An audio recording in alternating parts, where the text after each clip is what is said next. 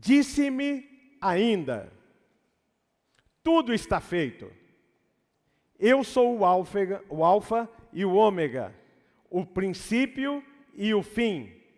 Eu, a quem tem sede, darei de graça da fonte da água da vida. Eu vou repetir. Disse-me ainda, tudo está feito. Eu sou o Alfa e o Ômega, o princípio e o fim. Eu, a quem tem sede, darei de graça da fonte da água da vida. Amém. Podem se assentar, amados. Glória a Deus. Quero também, antes de iniciar a ministração propriamente dita, quero agradecer a todo o empenho que cada irmão teve aí, me incluindo nas listas de oração, né? É a primeira vez que eu prego aqui nesse local novo, depois da cirurgia que fiz, e eu quero dizer que valeu a pena, né? Deus operou na minha vida mais uma vez, né?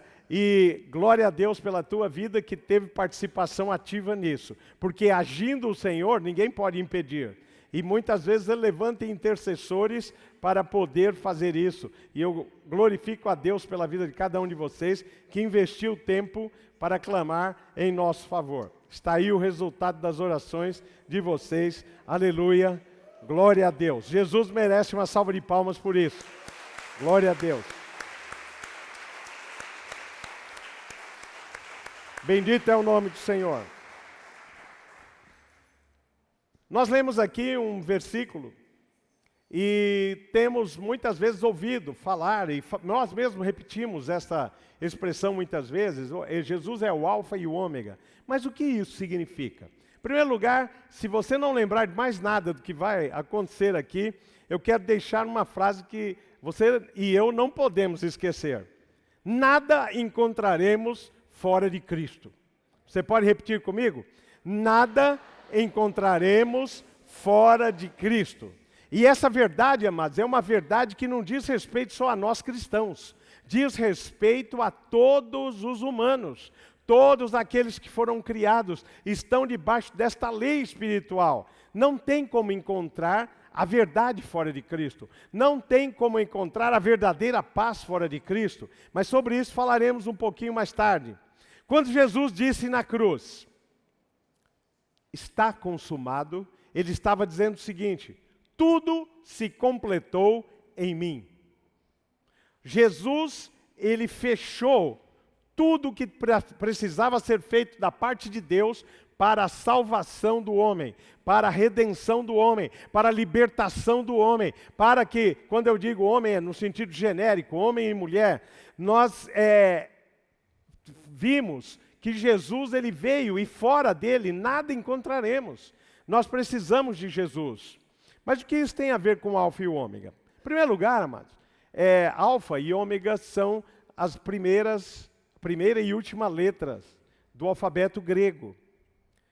Quando Jesus disse, eu sou o Alfa e o Ômega, apenas parênteses, lembrando, a língua grega foi a língua que foi escolhida para escrever o Novo Testamento.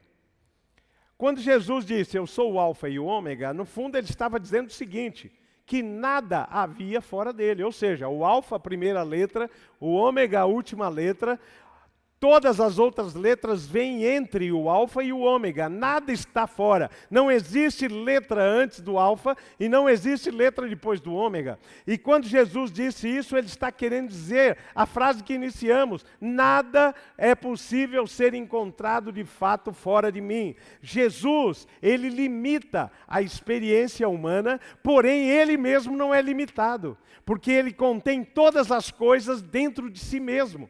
Então, quando nós temos um compromisso com Jesus, a vitória de Deus, ela vai acontecer nas nossas vidas. E nós, como cristãos do século 21, particularmente aqui desta década de muita confusão, muita turbulência, o que deve acontecer? Nós devemos estar firmados nestas promessas. Fora de Jesus não vamos ter nada. Né? Então é tudo dentro. Estar em Cristo significa isso. Indica que Jesus é o nosso limite. Ele é o Alfa e o Ômega. Porém, ele não possui limite. Se você está aqui nesta noite e tem buscado da parte de Deus, continue. Mas eu não sei o que está acontecendo.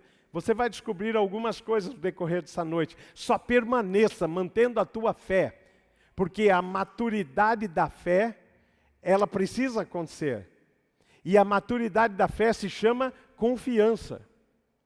A nossa fé é o ato de crer, mas quando esta fé nos estimula a confiar e a não abandonar de jeito nenhum, é uma fé madura. E nesta noite nós declaramos sobre cada um de nós aqui, sobre cada um de vocês, que a nossa fé vai amadurecer mais, para que ela se torne uma confiança legítima naquele que é, que era e que há de vir, aquele que é o alfa e o ômega, aquele que nos põe dentro dos limites dele, mas ele próprio não possui limites, amém?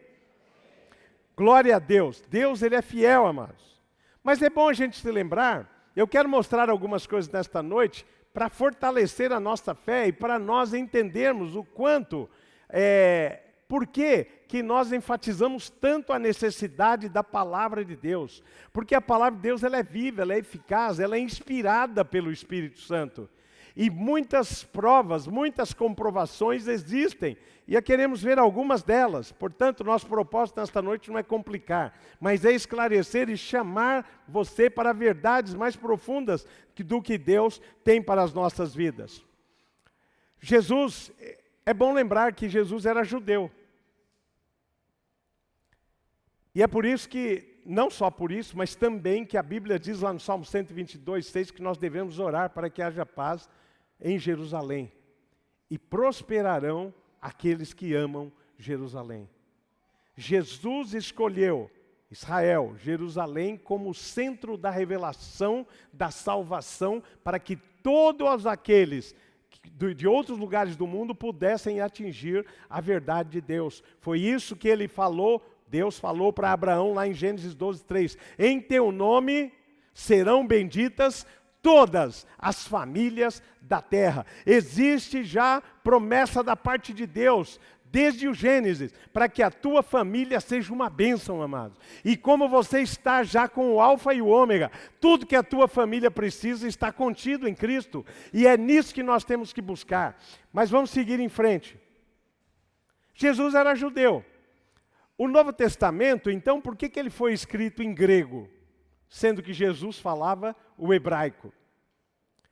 A verdade é que o grego era a língua universal daqueles dias.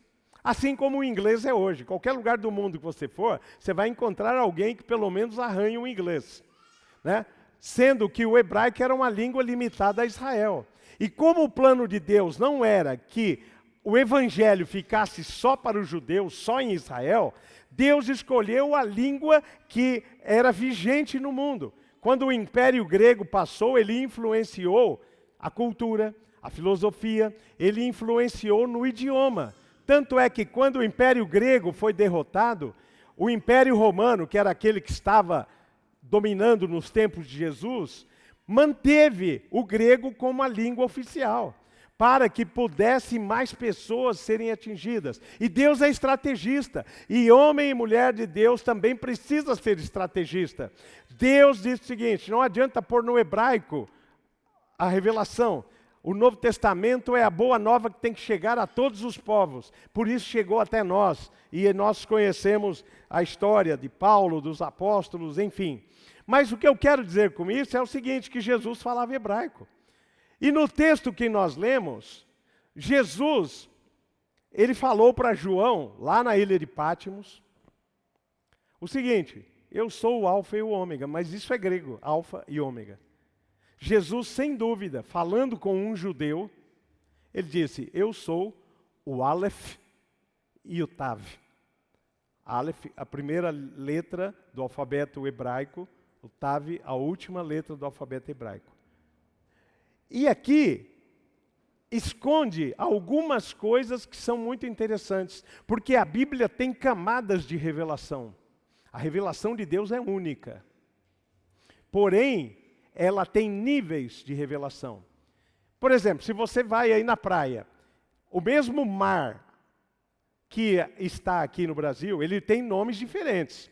É o Oceano Atlântico, Oceano Pacífico, mas é um mar só. É a porção molhada que Deus criou lá em Gênesis.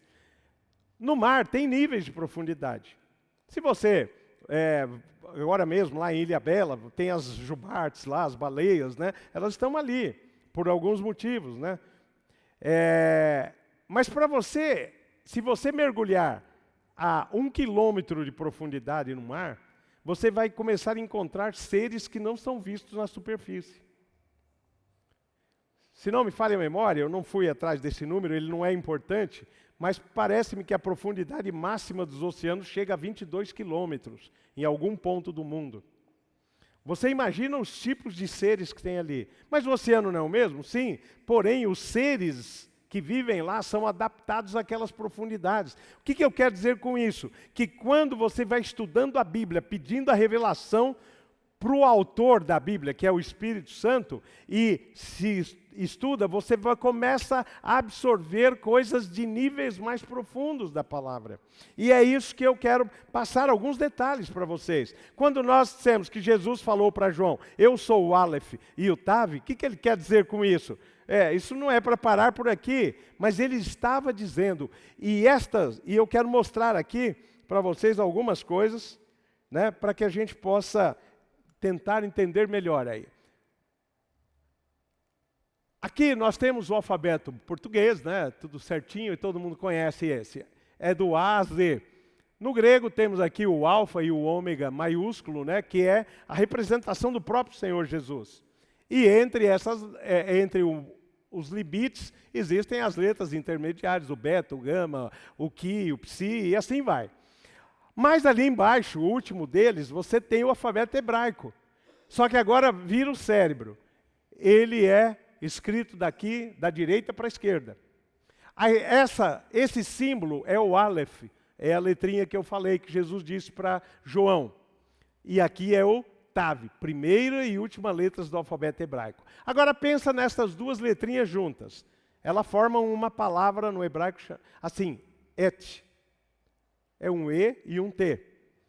Mas o que isso significa? Talvez alguém dissesse, mas eu não estou entendendo ainda. Agora vai ficar claro para você, né? Então, observe.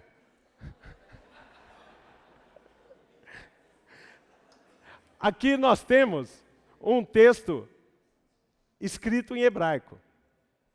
É o Gênesis 1:1.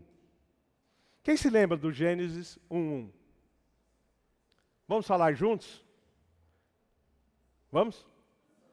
Então vamos lá. No princípio. Quantas vezes aparece Jesus nesse texto que você falou?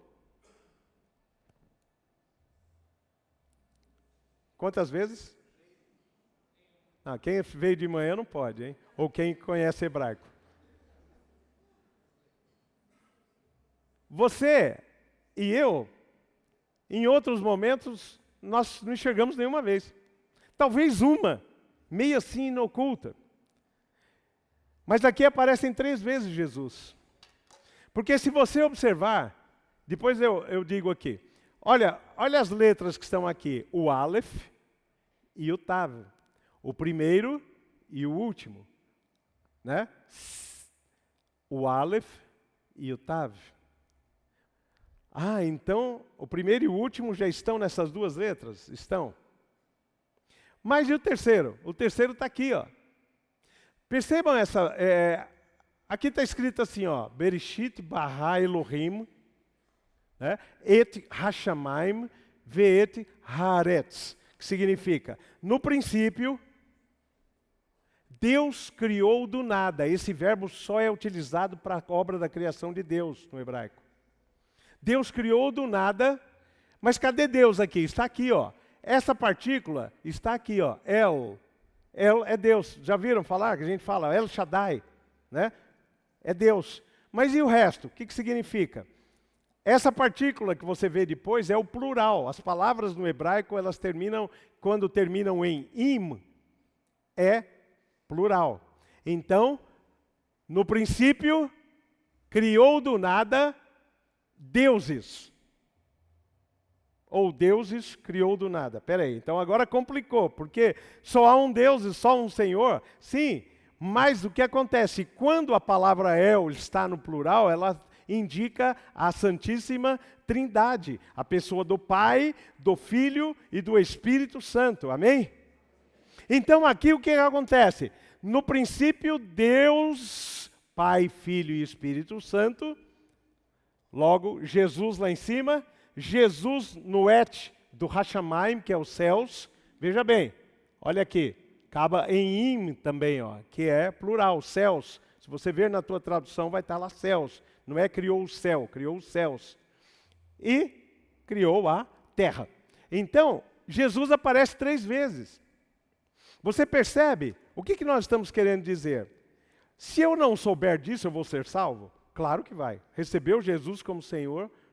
Se eu não souber disso, eu vou crescer na fé? Vai crescer na fé, sim, se você se expuser ao que Deus tem. Mas quando a gente também entende outros níveis de revelação, a nossa convicção vai sendo aprofundada, a ponto de nós não termos mais dúvidas de que a palavra de Deus é viva, eficaz e mais poderosa do que espada alguma de 2 gumes, e que penetra até as divisões da alma, espírito, juntas e medulas, e é apta para dar discernimento e revelar as intenções do coração. Você percebe, amados? E o interessante é que os judeus sabem disso. Essa é a língua que eles falam. Né? Muito interessante. Não é à toa que Jesus disse para alguns homens daqueles dias, os fariseus e escribas, e nós vamos ler, eu vou voltar ali um pouquinho, mas vamos ler João, capítulo 5, 39 e 40. João 5, 39 e 40. Olha o que diz. Examinais as Escrituras, porque julgais ter nelas a vida eterna. E são elas mesmas que testificam de mim. Contudo, não quereis vir a mim para terdes vida. Desculpem. Aqui, percebam um detalhe. Jesus está falando para homens instruídos na Bíblia, no Tanar, que é o Velho Testamento, como os judeus o chamam. Então, Jesus está dizendo, vocês examinam as Escrituras. Vocês leem, vocês conhecem na origem, vocês conhecem a língua. São elas que testificam de mim.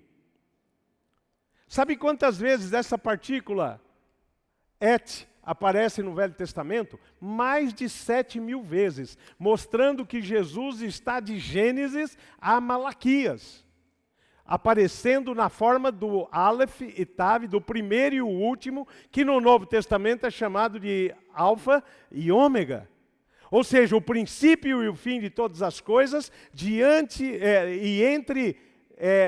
dentro de Jesus que estão acomodadas todas as demais. Então o que acontece, amados? Jesus fala assim, vocês examinam, sabem disso e não percebem que as Escrituras não, ou melhor, estão falando a meu respeito. Mas na verdade o que Jesus falou para eles foi o seguinte, vocês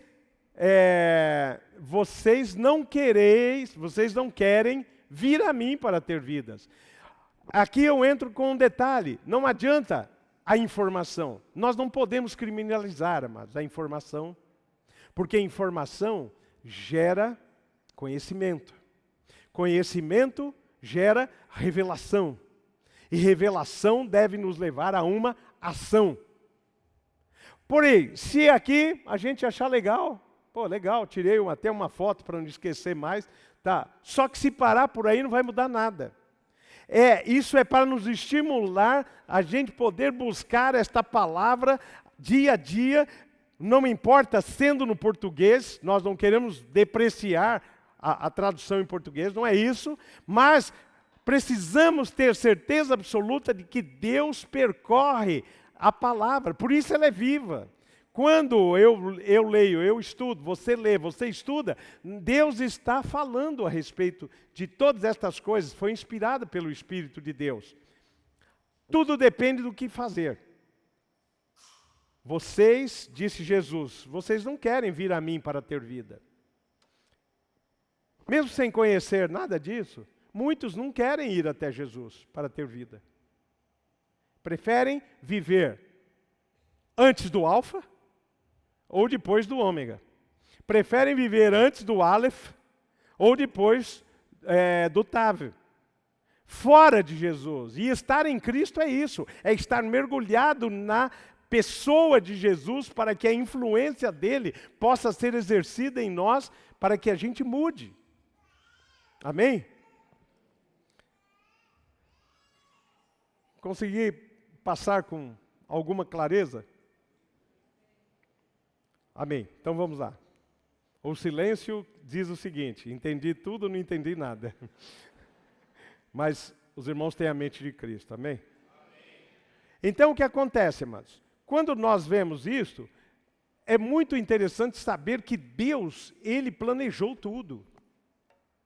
Deus não funciona de forma acidental. Ou seja, Ele vai, desculpa a expressão, porque eu estou me referindo a Ele, mas Deus não empurra com a barriga. Deus planeja. Ele não espera como é que está para ver como é que fica. Ele planeja. E isso é tão tremendo, que quando, é o último slide que eu vou mostrar aqui, o mesmo texto que estava lá, o Bereshit bara Elohim, né? Só que agora apareceu uma figurinha em cima do Et lá, do Aleph e do Tav. O que significa aquilo? Esses caracteres que vocês estão vendo, esta forma de escrever, era como Jesus escrevia. Mas elas começaram a ser usadas depois que o povo voltou da Babilônia, do exílio da Babilônia. Os maçoretas, que eram quem cuidava desta parte gramatical e, enfim, eles resolveram mudar, porque perdeu muito durante o exílio. Então eles mudaram e criaram esses caracteres. Mas o hebraico, antes do exílio, era formado de figuras. E é muito interessante notar, você pode ver aí, você acha na internet isso aí, tá? O Aleph, antes do exílio, era apresentado como a figurinha da cabeça de um touro, né? E o Tav, de uma cruz. O que acontece aqui? O que está dizendo? Que o sacrifício já estava sendo anunciado em cada vez que eles liam isso, e aqui que o sacrifício ia ser concretizado numa cruz. De que haveria realmente algo diferente que Deus estava falando. A palavra de Deus, amados, é revelação o tempo todo. E é por isso que nós devemos pedir para Deus: Senhor, abre meu entendimento quando eu pegar a palavra. Não importa se no português, no inglês, no hebraico, no grego, não importa. Mas o Espírito de Deus é o mesmo, e aquele que inspirou, ele vai abrir. E se você estudar, você vai facilitar esse processo. Amém? Eu espero que isso tenha ajudado você a enxergar que Deus está presente de uma forma sobrenatural em toda a Bíblia. Ele faz as coisas, ele é tudo programado. Por que será que ele pôs lá um animal que era sacrificado para perdão de pecados, como símbolo do Aleph? Por que ele inspirou pessoas a reproduzir uma cruz? Porque no plano eterno dele, ele já estava deixando impregnado na história, na gramática e em tudo, o plano eterno e o propósito eterno da redenção pelo sangue, até com a consumação da morte de cruz lá no Novo Testamento com Jesus. Amém? E é este ato que nós vamos celebrar daqui a pouco. O nosso Jesus, ele é tudo. E eu quero destacar alguns detalhes. É isso. Por enquanto só. Obrigado, Marcos. Obrigado a todo mundo aí que me ajudou nessa. E uma coisa que é importante nós observarmos, amados. Tudo depende de uma atitude. Tudo vai depender de nos posicionarmos dentro do Alfa e do Ômega. Dentro do Aleph e do Tav. Porque a revelação de Deus vem quando você está no caminho do Pai, de uma forma ativa. Portanto, não despreze a informação, mas saiba para que ela sirva. Ela vai gerar conhecimento. Não despreze o conhecimento, porque esse conhecimento pode ser a raiz de uma revelação que o Espírito Santo está querendo dar para você. Não despreze a revelação, e sim tome uma decisão, porque as coisas mudarão nas nossas vidas. Nós temos uma vida para deixar Deus mudar.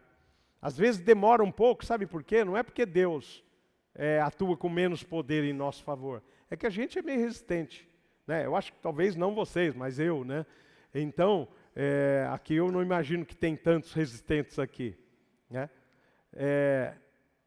Nós precisamos ser os remanescentes, que ouvimos aqui domingo passado, né? Mas resistente não, nós temos que nos abrir ao Espírito Santo de Deus, amém? Então vamos continuar aqui, para que a gente possa concluir. Nada encontraremos fora de Cristo. Por quê?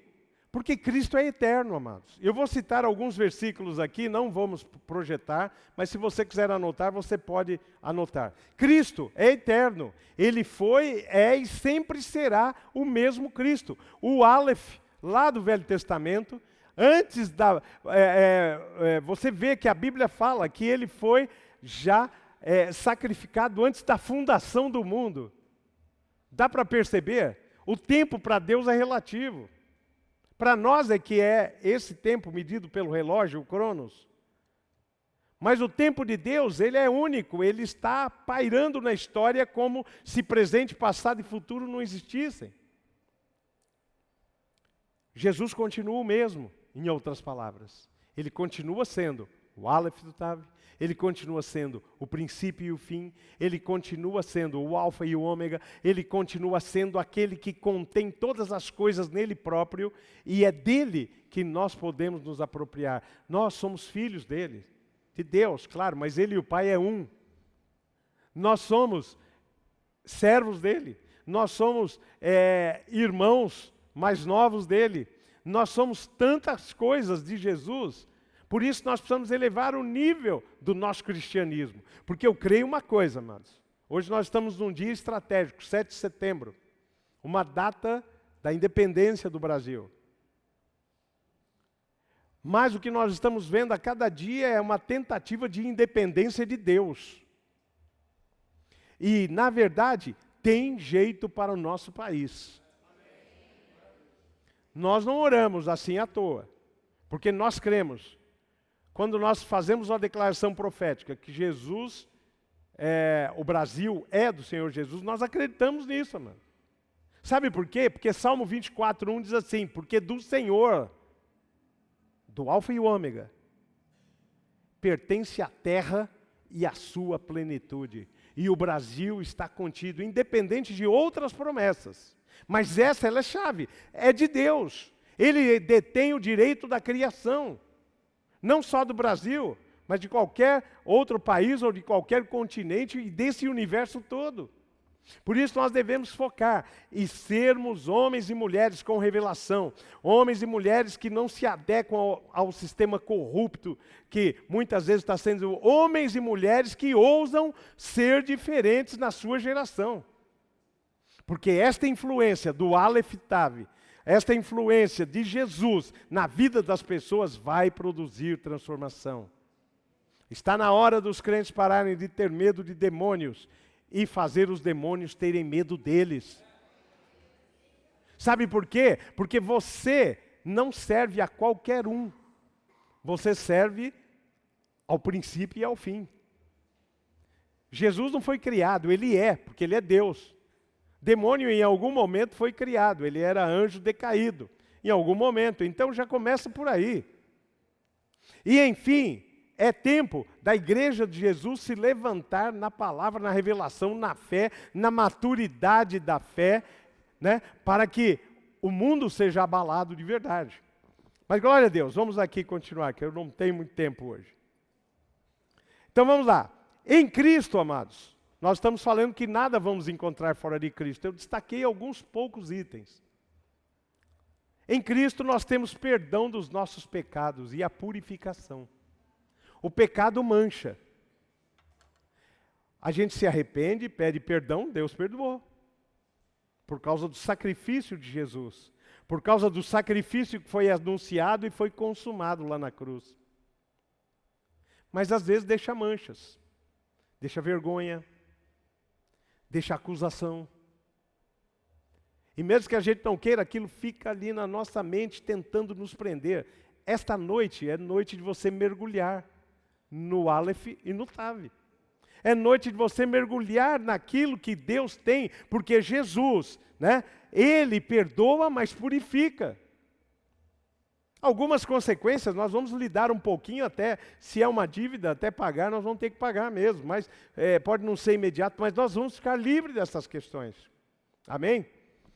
Esta igreja que é a igreja gloriosa, sem mácula, sem mancha que Jesus está fazendo. Não é uma igreja que inventa moda e daqui 5 anos acabou a moda, acabou a igreja. O corpo de Cristo, ele permanece pelos séculos dos séculos. E você só está aqui porque desde Jesus até o pastor Davi Clava, que foi quem nos entregou aqui como filhos, pagaram preço para isso. Quando eu digo pagaram um preço, é que deu trabalho. Não foi assim, né? Por quê? Sustentação na fé, sustentação numa vida moral, né? Sem manchas ministeriais. Foi isso que foi acontecendo. Se errava em algum momento, todos podemos errar, né? Corre o risco, a gente pede perdão, se arrepende, Deus vai purificar, vai perdoar e purificar de toda injustiça. Isso está lá em 1 João 1,9. Não acumule pecados, amados. Não acumule. Aconteceu. Pecado na vida do crente deve ser acidente de percurso. Aconteceu, já pede perdão, não espera, não fica com vergonha de Deus. Porque se a gente ficar com vergonha hoje, daqui uma semana nós vamos ter uma vergonha multiplicada e vamos ter que chegar uma hora de ceder para Ele. Então é melhor ir aos pouquinhos, porque já vai limpando tudo. Então, porque é o único caminho, é Ele quem perdoa, é Ele quem purifica. Cristo perdoa todas as nossas iniquidades, ou seja, todo tipo, e sejam quantas forem. Ele perdoa e tem mais, tem promessa ligada aqui, no Salmo 103:3, que eu estou citando. E sara todas as nossas enfermidades. Nem toda enfermidade é fruto do pecado. Mas ele está mostrando duas coisas. Que ele perdoa todas as iniquidades e sara todas as enfermidades. Isso está entre o Aleph e o Tav. Isso está entre o Alfa e o Ômega. Se apropria, amado.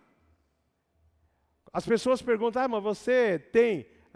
e aquela cirrose que você tem? Né? Eu quero dizer o seguinte, eu não tenho. Eu estou. Faz diferença? Pode não fazer diferença para a pessoa, mas aqui faz. Porque eu exercito fé de que Deus está atuando. Amém?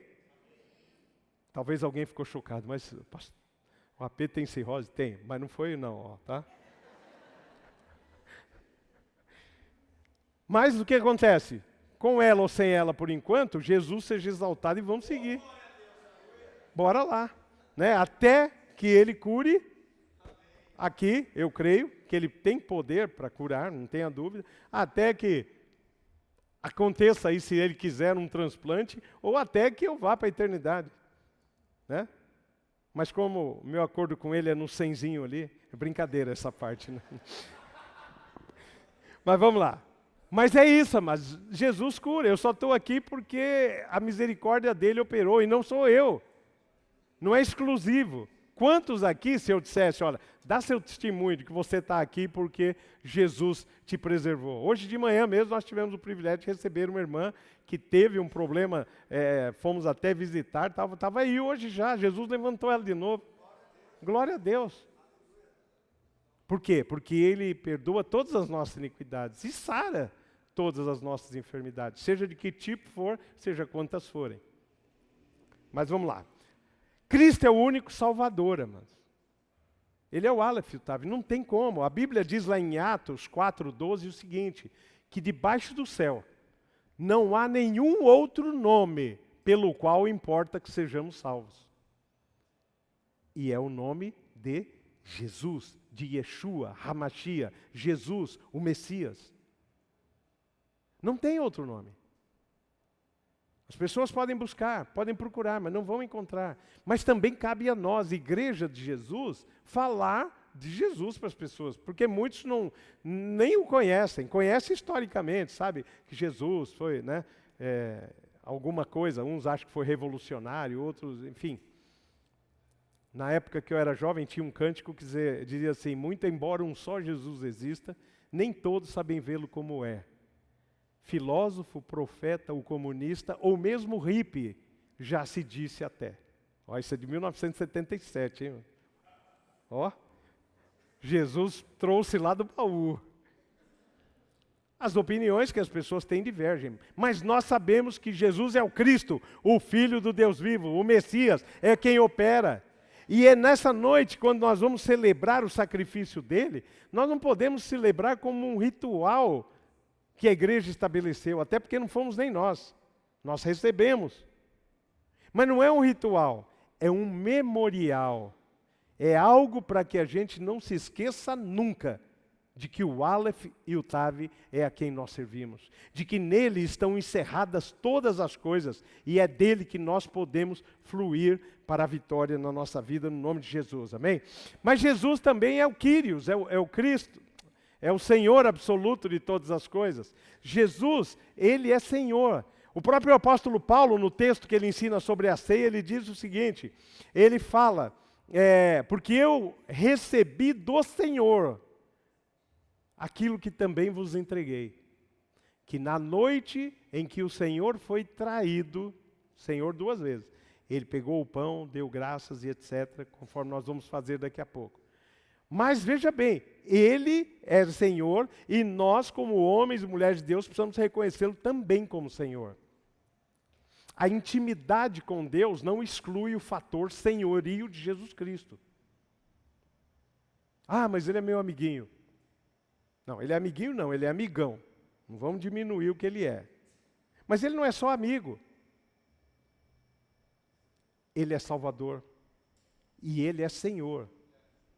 Então, existem algumas coisas que nós entendemos, mas a gente precisa tomar cuidado. Senão daqui a pouco a gente está achando que Jesus é um igual a nós ou até um coitado que sofreu lá na tanta atrocidade. Né? Jesus é Senhor, amados. Ele se entregou para sofrer por nós. Ele falou lá na cruz, vocês acham que eu não podia pedir aqui para uma legião de anjos e acabar com tudo isso aqui? Eu podia, eu sou o Senhor. Mas não vou fazer, eu amo e vim para essa missão. Você percebe? Então, Jesus tem o seu espaço na nossa vida, mas ele não pode ser confundido. Nós devemos ter toda a intimidade com ele, sim, mas não podemos esquecer que ele continua sendo o Senhor. E que diante desse Senhor, todo joelho um dia há de se dobrar. Seja no céu, na terra, embaixo da terra. E toda língua vai confessar que Jesus Cristo é o quê? O amiguinho? É o irmão mais velho? É o Senhor. Ele é o dono absoluto de todas as coisas. Isso não traz peso, mano. Olha que privilégio. Ser salvo pelo dono de todas as coisas. Olha que privilégio, poder ser servo daquele. Olha que privilégio, ser irmão mais novo daquele que conquistou tudo para que nós pudéssemos ter vida eterna. É um privilégio, mas isso não pode roubar de nós a seriedade no trato com a pessoa dele e com a pessoa de Deus. Mas vamos lá. Em Cristo, amados, estão escondidos todos os tesouros da sabedoria e do conhecimento. A Bíblia não exclui o conhecimento e nem criminaliza. Mas é em Cristo que estão escondidos. Quando a ciência parte de Cristo, ela chega mais rápido no objetivo. Eu sempre gostava muito de uma irmã do pastor Davi Clava. Ela era cientista, ela trabalhou naquele projeto nuclear de Angra dos Reis. Ela era cientista nuclear. E ela, numa entrevista, perguntaram para ela, e quando entra em choque a ciência com a Bíblia? Aí aquela expectativa, né? Você imagina. Ela, assim, numa boa, eu fico com a Bíblia, porque a Bíblia é eterna. A ciência, ela é sazonal. Ela hoje é, amanhã já não está sendo mais. Ela pode ter aspectos que vão ser descobertos maiores. É isso, amado. Nós não podemos pôr em xeque nunca a Bíblia e nem Deus. Por isso é que nele estão ocultos. Você tem a necessidade de alguma coisa, busque dele. Né? Sabedoria, conhecimento. Né? Peça para Deus. Sabe, não use aquela expressão. Tem coisas que o Espírito Santo vai ajustando. Né? Não use aquela expressão, mas eu não consigo aprender nada. E eu não vou nem falar outra expressão, porque eu não gosto de falar na primeira pessoa. Esquece isso, mano. Você tem a capacidade dada por Deus. É nele que estão escondidos. E ele te capacita. Eu parei, eu não vou estudar não, porque não é para mim esse negócio, eu tenho certeza que não vai dar certo, eu vou só gastar tempo fazendo uma faculdade. Jovem, destrava, vai para frente. Porque em Cristo estão escondidos todos os mistérios da sabedoria e do conhecimento. Está lá em Colossenses 2,3. Só Cristo produz experiências sobrenaturais seguras, amados. Eu queria falar um pouquinho aqui, porque nós, como somos pessoas ligadas à fé, nós gostamos do sobrenatural. Porque Deus opera sobrenatural, amém? Todos creem aqui? Só que nós temos que tomar cuidado com as experiências que buscamos sobrenaturais. Porque tem muito engano sendo apresentado como sendo de Deus. Então, por exemplo, uma experiência sobrenatural que é segura é o batismo com o Espírito Santo. Desde que seja Jesus. Porque a Bíblia diz lá em Mateus 3,11, se quiser marcar, né, o quê? João falou assim: eu vos batizo com água, mas aquele que vem após mim vos batizará com o Espírito Santo e com fogo. O verdadeiro batismo com o Espírito Santo vem de Jesus. É naquele momento do mover, ou até na individualidade, Deus libera. Ele não precisa de manipulação da mente para poder fazer alguém ter uma experiência. Olha, amado, nós sempre denunciamos isso. Cuidado com quem põe a mão sobre você, sobre a sua cabeça, porque é a tua área de autoridade, para que não transfira demônios ao invés de uma experiência sobrenatural com Deus. Não estou falando nem aqui do contexto da nossa igreja. Nós temos pastores, temos irmãos habilitados aqui dos diversos ministérios, mas não é todo mundo que vai chegar, que você nunca viu falar, já vai impor na mãozão na cabeça, segura. Ah, mas é indelicado. Eu prefiro ser nessa parte. Por outro lado, isso não é orgulho nenhum, porque muitas pessoas já impuseram a mão sobre a minha cabeça para oração, mas eu sei que é um homem ou uma mulher de Deus. E não importa a cultura, não importa nada. O que importa é a unção de Deus, sendo verdade. Por que eu falo isso? Quando a gente era jovem, né, eu lembro que a gente sempre buscava o avivamento, sempre quis ter uma experiência. Eu nasci numa igreja histórica, tradicional. Então a gente queria também, eu lia lá, vos batizará com o Espírito Santo com fogo, chegava no pastor, perguntava, me explica isso aqui, pastor. Teve uma vez que ele falou para mim: ei, Paulinho, eles me conheciam como Paulinho, larga isso para lá, que isso dá uma confusão violenta. Né? Aí piorou, porque o cidadão aqui, ele gosta de, né? Aí o que aconteceu? Mas aí eu comecei a notar umas coisas esquisitas. Tinha muita coisa legítima, mas tinha aqueles que chegavam, impunham a mão e começavam a falar: olha, Deus vai te batizar com o Espírito Santo. Então começa a falar glória, glória, glória, até aí tudo bem, está glorificando a Deus. E daqui a pouco, olha, fala gló, só gló agora. Gló, gló, gló, gló, gló, gló. Né? Agora, riá, agora mistura, glória, riá, glória, riá. Aí, todo mundo lá vibrando, porque foi batizado com o Espírito Santo. Jesus não batiza assim, não. Ele é o Aleph e o Tav, ele leva as coisas a sério. Isso é manipulação da mente. E nós vivemos hoje um mundo de manipulação. Não estamos dizendo generalizado. Mas toma cuidado. Por isso que nós incentivamos o conceito que a Bíblia incentiva: igreja família. Como família, a gente conhece as pessoas. E família, você sabe, né, irmão? Família nem sempre é perfeita. Quem tem irmão ou irmã aqui? Ou já teve, né? Pergunta, pode baixar. Você nunca deu uma divergida com o teu irmão?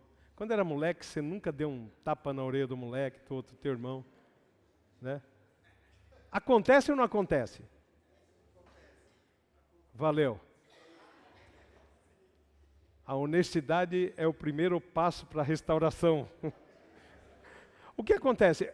Às vezes acontece, porque nós temos cabeças muito distintas.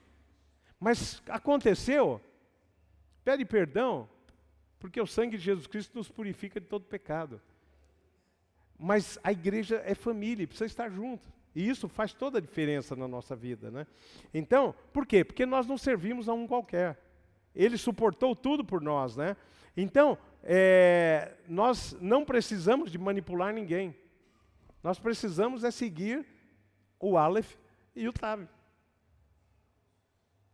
E isso faz a diferença nas nossas vidas. Amados, tem umas coisas que são lamentáveis, né? Às vezes você vê uns videozinhos que entram, seja do YouTube, seja do que for, pérola de igreja. Eu nem recomendo que você fique vendo muito isso aí não, para você não pecar. Mas tem uns que são de lascar, desculpa a terminologia.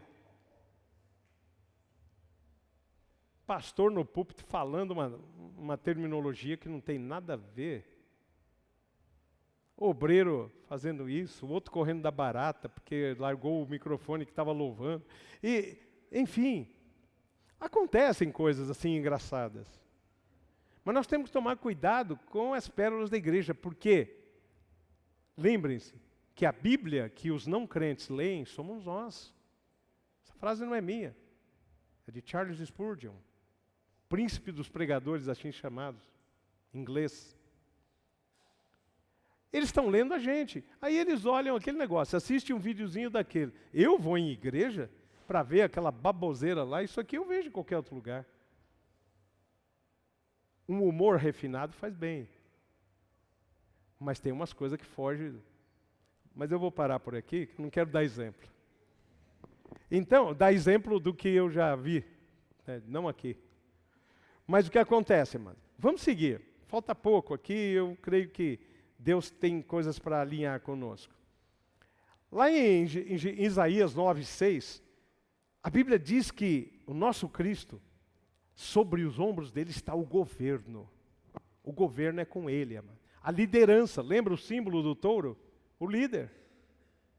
Que se entregou, se tornou o cordeiro